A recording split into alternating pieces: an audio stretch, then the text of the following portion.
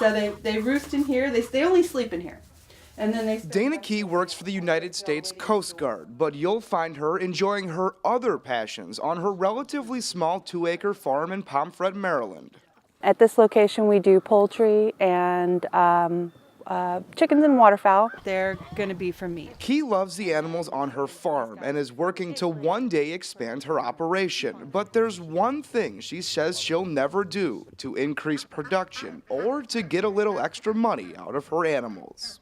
I think that if you raise them right and you give them good food, clean water, sanitary conditions, you would never need antibiotics. We know very accurately that we sell almost 30 million pounds of antibiotics to food animal producers each year in the United States. Lance Price is a professor of environmental and occupational health at George Washington University and has spent years researching the effects of antibiotics in animal production on humans. His conclusion is that antibiotics should only be used on animals to treat illnesses, not for growth promotion, which he argues can cause antibiotic resistance. When we feed those animals antibiotics, we're forcing the bacteria that exist in and on those animals to become resistant to the effects of those antibiotics. And a lot of those antibiotics are the same antibiotics that we use to treat infections in ourselves. I think that there is an issue with human illness and resistance in human illness. The vast majority of that is unrelated to any animal use. Liz Wagstrom works for the Pork Producers Council in Washington, D.C. and says there are times when antibiotics are critical to animal production. If you've done everything you can to take good care of your pigs, there are times when antibiotics are a tool you need, and then they're appropriate, and that use is an appropriate and responsible use.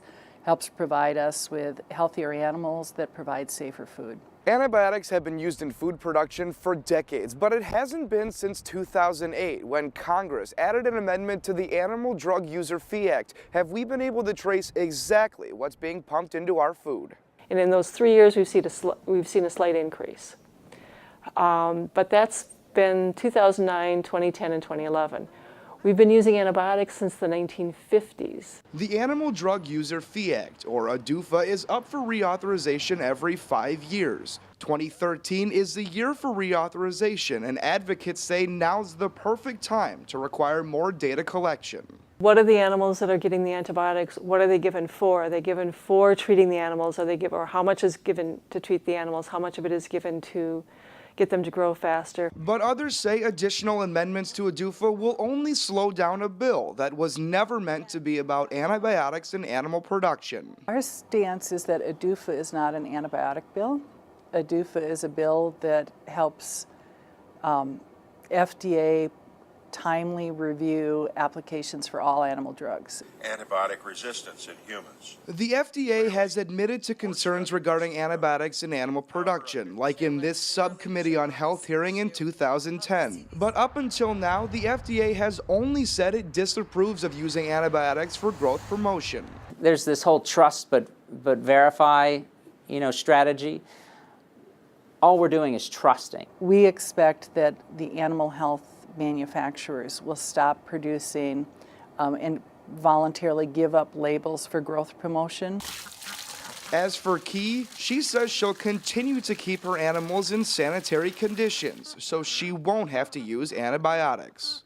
For WashingtonExaminer.com, I'm Steve Doty.